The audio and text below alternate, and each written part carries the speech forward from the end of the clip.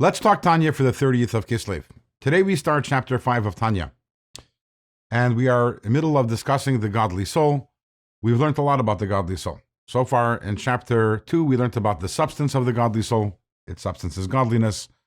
In chapter 3, we learned about the structure, the core components of the godly soul, which is the 3 faculties of the intellect and the 7 emotional faculties. And then in chapter 4, we learned about the agenda and the garments of the godly soul, and those two go together because the agenda of the godly soul is to connect to God, and the only way that the godly soul is able to connect to God is through its garments being thought, speech, and action, because only through thinking Torah, speaking Torah, or speaking prayer, any of the other mitzvahs that are connected with speech, and action mitzvahs, can a person actually connect to Hashem. In this chapter, in chapter 5, we're going to continue on the agenda of the godly soul, because in the last chapter, chapter 4, we learned that the agenda of the godly soul is learning Torah, doing mitzvahs, because that's how it connects to God, and that is true. But what we will find out is that there is an advantage in studying Torah over doing mitzvahs. So the ultimate agenda of the godly soul, even more so than doing mitzvahs, is learning Torah. And why is that? If you go to a yeshiva and you stop one of the students over there and say, "What are you studying about?" the chances are that you might be a little surprised at the answer, because it might be something which is so bizarre, or something which conceptually is so difficult to imagine actually happening in actuality. And if it does happen, it's such a rare instance, such a rare occurrence.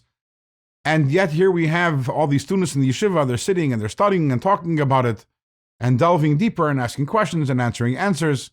You know, if there's a certain case and you have person A comes to the court and argues as such, and then person B comes to the court and argues the opposite.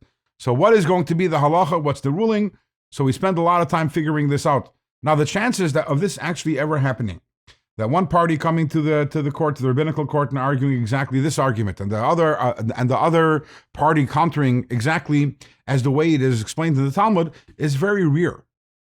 So why is it that so much effort is being expended on studying Torah, not only the parts which are relevant to us, but simply those parts which aren't relevant to us? And Dr. Rebbe explains that to think that we study the Torah only in order to know what to do, in other words, to view Torah as a guide to life, which it totally and certainly is. Torah is a guide to our life. But to limit Torah and say that's what it is to make a mistake.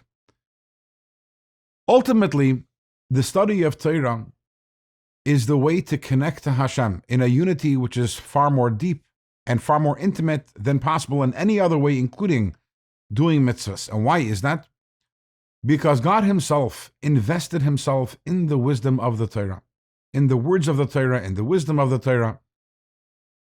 God is one with his wisdom, and therefore when we're able to study the Torah, which is God's wisdom, we are actually grasping God himself in our minds. When we are understanding a halacha, we're actually digesting, so to say, ingesting godliness, ingesting God, because God himself is completely united with the Torah. And this is a unity which is incomparable. And this explains why, as Jewish people, that's what we do. We study Torah. The mitzvah of studying Torah doesn't have any time limits. We're supposed to be studying Torah 24/7. Now we take breaks. We take breaks to eat, we take breaks to sleep, and we take breaks to go to work and to exercise.